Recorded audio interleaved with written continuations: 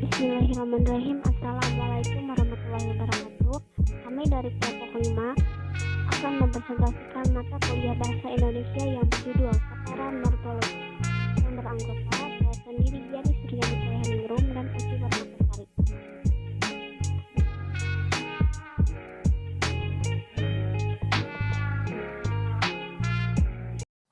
Tataran morfologi. Definisi morfologi. Kata morfologi berasal dari bahasa Yunani morphe yang digabungkan dengan logos. Morphe berarti bentuk dan logos berarti ilmu. Jadi berdasarkan makna unsur-unsur pembentukannya itu, kata morfologi berarti ilmu tentang bentuk, atau bisa dikatakan bahwa morfologi adalah ilmu bahasa yang mempelajari seluk-beluk kata. Pengertian menurut ahli Verhaar 1984 berpendapat bahwa morfologi adalah bidang linguistik yang mempelajari susunan bagian kata secara gramatikal. Begitu pula Kerida Laksana 1984 yang mengemukakan bahwa morfologi yaitu satu bidang linguistik yang mempelajari morfem dan kombinasi-kombinasinya. 2. Bagian dari struktur bahasa yang mencakup kata dan bagian-bagian kata yaitu morfem. Morfem dan jenis-jenisnya.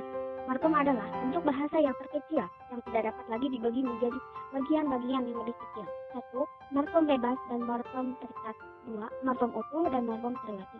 3. Morfem segmental dan suprasegmental. 4. Morfem beralobar jero. 5. Morfem bermakna leksikal dan morfem tidak bermakna vertikal. 6. Morfem dasar, bentuk dasar, pangkal, sublim, dan akar akurok. Morph dan allomorph. Morph adalah bentuk terkecil dari morfem yang belum diketahui statusnya dalam hubungan keanggotaan terhadap suatu morfem.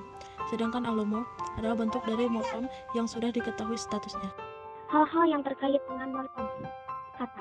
Kata adalah satuan gramatikal bebas yang terkecil. Kata dapat berwujud dasar, yaitu terdiri atas satu morfem dan ada kata yang berlapis.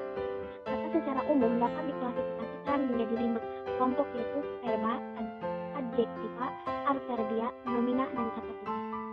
Klasifikasi kata terdiri dari 2 macam. A. Kelas terbuka adalah kelas yang keanggotaannya dapat bertambah atau berkurang sewaktu-waktu berkenaan dengan perkembangan sosial budaya yang terjadi dalam masyarakat. Penutur suatu bahasa yang termasuk kelas terbuka adalah kelas verba, kelas nomina, dan adjektiva. B.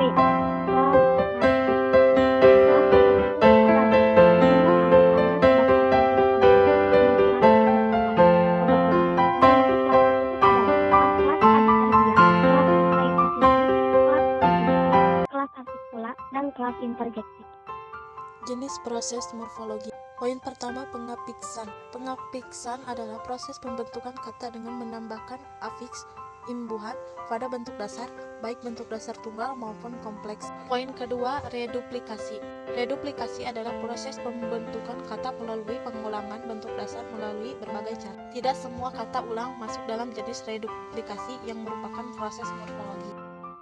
Poin 3, komposisi. Komposisi adalah proses morfologi dengan cara menggabungkan 2 morfem dan membentuk satu kesatuan makna. Poin 4, abreviasi. Abreviasi atau pemendakan adalah proses morfologis dengan cara menanggalkan satu atau sebagian morfem sehingga menjadi bentuk baru yang mempunyai status kata.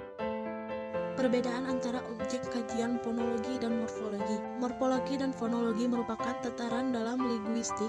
Dalam morfologi, fokus membahas mengenai seluk-beluk dan bentuk kata. Sedangkan fonologi lebih konsentrasi dalam mempelajari bunyi ujaran yang dihasilkan oleh alat ucap manusia. Persamaan antara keduanya, yakni kedua tataran tersebut, morfologi dan fonologi merupakan cabang dari ilmu bahasa linguistik. Perbedaan di antara keduanya terletak pada objek kajian, ruang lingkup, dan struktur, sistem, dan distribusi masing-masing.